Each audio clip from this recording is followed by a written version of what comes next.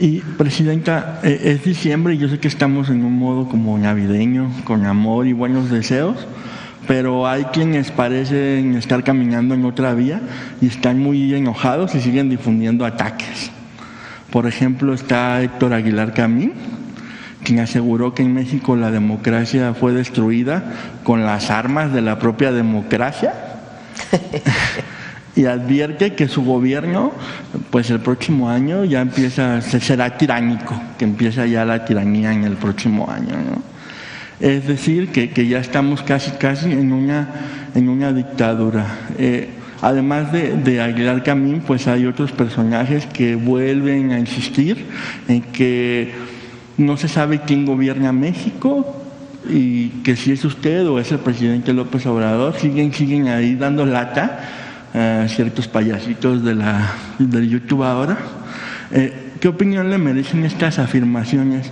¿Y cómo responde a quienes llevan meses deslegitimando su liderazgo con este tipo de comentarios machistas y mentirosos y difundiendo la idea de que pues en México hay una dictadura? ¿Cómo dices que dijo Aguilar Camín?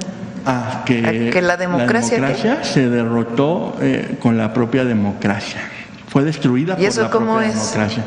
O sea, ¿cómo es que la democracia se derrota con democracia? ¿Y eso es autoritarismo? Y además lo dice como en una cadena de radio que se escucha por todos lados. Están muy molestos por varias razones. Una, porque se acabaron los recursos públicos para su beneficio. Ese es lo que más molestos lo tiene. Aquí el presidente, no lo traemos hoy, pero a ver si un día lo recordamos, el apapacho de Salinas de Gortari, Aguilar Camín, que como no terminaba el trabajo que se le había encargado, pues seguía pidiendo más y más y más. De Salinas de Gortari, quien llegó a la presidencia con un fraude electoral, no precisamente con democracia.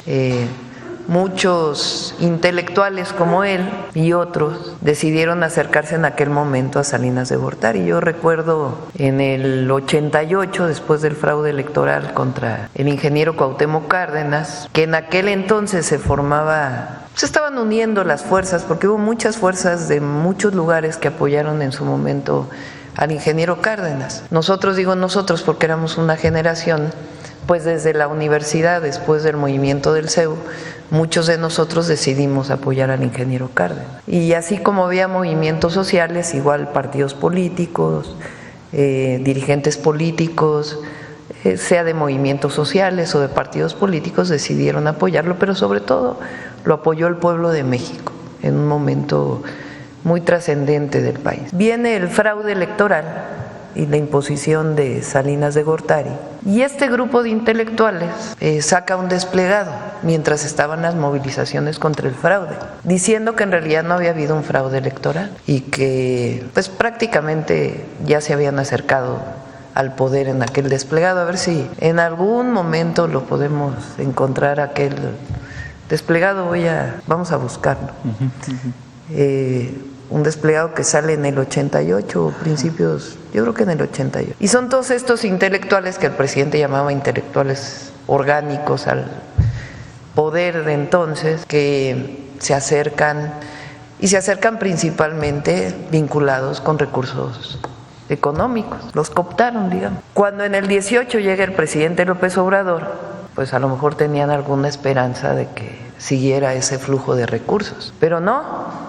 Entonces se enojan muchísimo, y lo que les ha ido pasando es que su enojo como que les pone un velo que evita que hagan un análisis de lo que realmente está pasando en el país, y es un apoyo popular muy grande a la Cuarta Transformación, por la revolución de las conciencias, pero también porque ha dado resultados para el beneficio de quien menos tiene, pero para el beneficio de todos.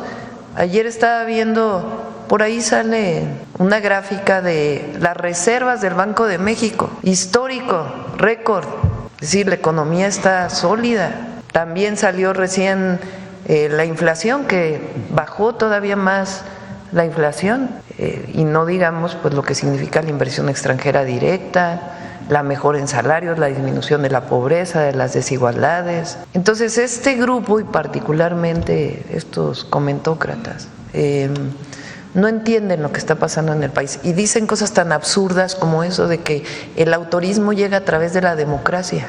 O sea, ¿cómo? Lo que hay es un gobierno del pueblo, por el pueblo y para el pueblo, y va a seguir habiendo, porque no nos vamos a alejar del pueblo de México. Entonces, si en el 18 tenían esperanzas de recibir algún apoyo económico, pues en el 24 a lo mejor también tenían un poquito de esperanza de que las cosas cambiaran.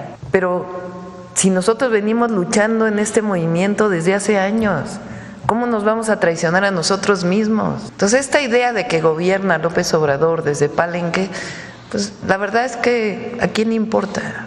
Que lo sigan creyendo ellos, la verdad.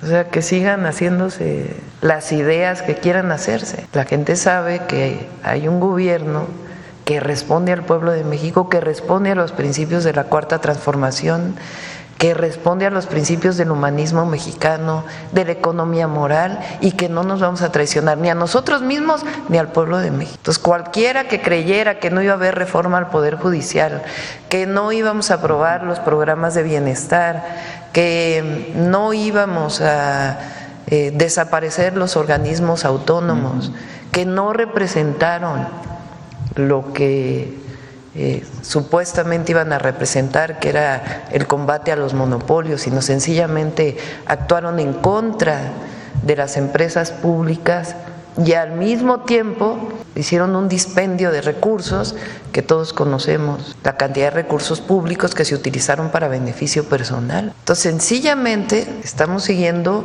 lo que siempre defendimos. Entonces, ellos pueden seguir escribiendo, el asunto es que ellos se alejan cada vez más. Cada vez menos personas los siguen, cada vez menos personas los leen. Pero bueno, hay democracia, ¿no? Porque siguen escribiendo lo que ellos decidan y va a seguir habiendo, porque hay libertad de expresión, libertad de reunión, libertad de manifestación, y la democracia la entendemos como el gobierno del pueblo, por el pueblo y para el pueblo. Muchas gracias, Presidenta. Y hablando de estas buenas noticias, como lo que nos mostró ahora con la gráfica de las reservas, en términos económicos, pues México también cerró con cifras récord en inversión extranjera y en empleo. O sea, en empleo hay muy poco. Empleo récord, inversión extranjera directa récord, reservas del Banco de México récord, inflación bajando. ¿Qué estrategias tiene planeadas para impulsar este crecimiento, como ese buen deseo del 2025? ¿Qué han pensado para que se mantenga también este ritmo y el 16, si mal no me equivoco, bueno, en la tercera semana de enero, considerando la primera semana como el fin de diciembre y el principio de enero, vamos a presentar lo que llamamos el Plan México, del que hemos hablado aquí en la mañanera. Vamos a tener una reunión con el Consejo de Empresarios que presentamos aquí, empresarias, y estamos trabajando en esto que llamamos el Plan México, que tiene como objetivo el fortalecimiento de la economía nacional, impulsando la economía desde abajo, que es nuestra visión, con obras públicas, de inversión pública, obras de inversión mixta y el esquema de inversión privada que estamos planteando. Porque la relocalización de empresas va a seguirse dando en nuestro país. Y lo que queremos con esta relocalización y con el impulso a la economía nacional, desde la microempresa hasta grandes empresas, es fortalecer lo que se fabrica en nuestro país, las cadenas de valor, disminuir las importaciones y fortalecer la economía nacional. Hay un plan ya establecido con metas, objetivos claros que tenemos que publicar, de incentivos cada mes, cómo van a ser los polos de bienestar, en dónde van a estar ubicados, qué orientación económica van a tener, en cada sector de la economía, cómo vamos a generar estas cadenas de valor. Entonces hay un proyecto para el país de largo plazo, no solamente para el sexenio, evidentemente nosotros tenemos que desarrollarlo en el sexenio. Entonces, esto nos pone en otra condición, no solamente es lo que se pensaba en el periodo neoliberal, que no debería de haber política industrial, llegaron a decir esa barbaridad, y que el mercado iba a resolver todos los problemas. No, nosotros pensamos que el Estado tiene una parte muy importante, la iniciativa privada tiene otra parte importante, pero tiene que haber un plan y una conducción.